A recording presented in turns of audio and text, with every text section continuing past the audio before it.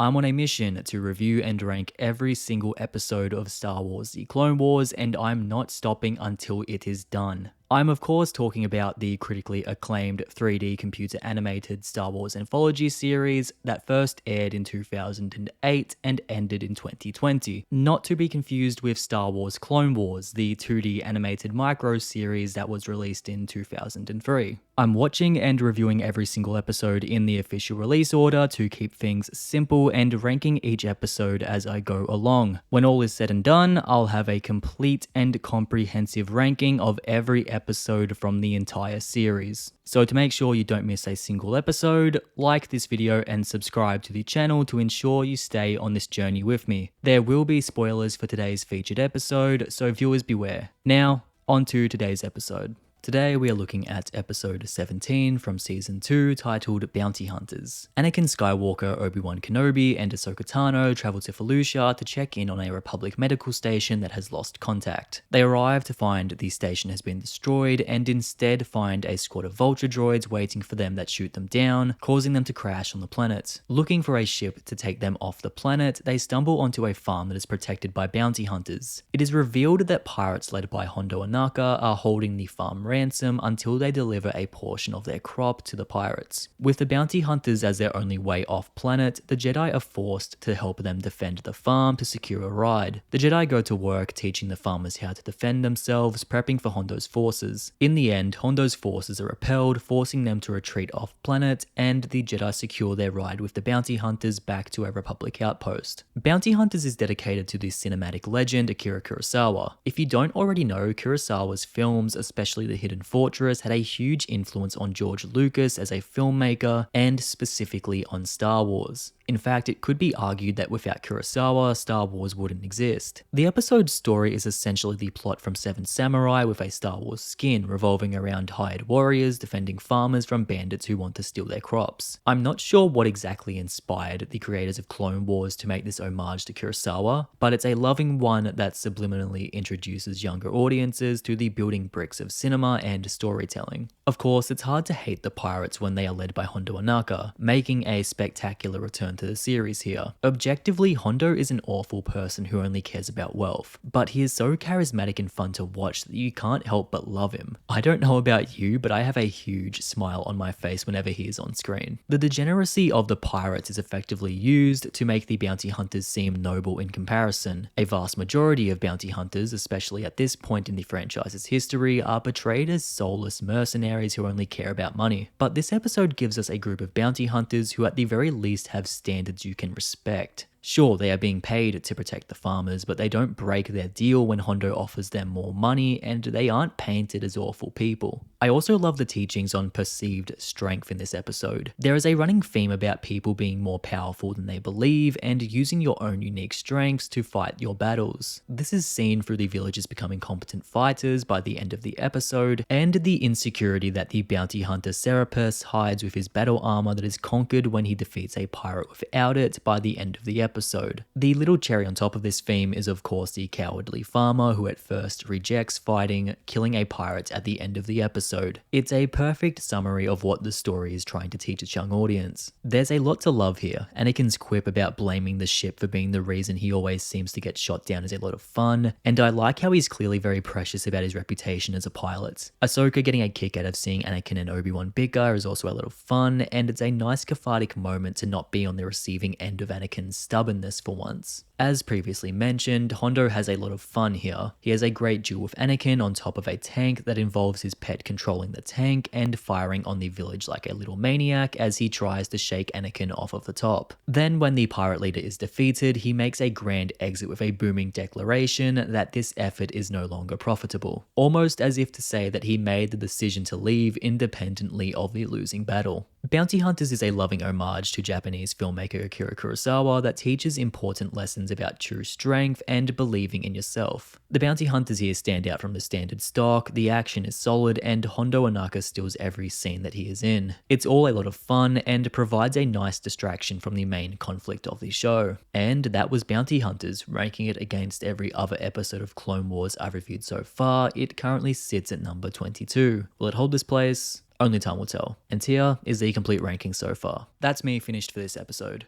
Now, I want to hear from all of you. What's your personal review of this episode? Where would you rank it among every other episode of Clone Wars? Let me know in the comments below after you've liked the video and subscribed. I'll see you guys next time with another Clone Wars episode review and ranking. Until then, thank you for watching. As always, look after yourselves, stay safe, and I'll see you all in the next video.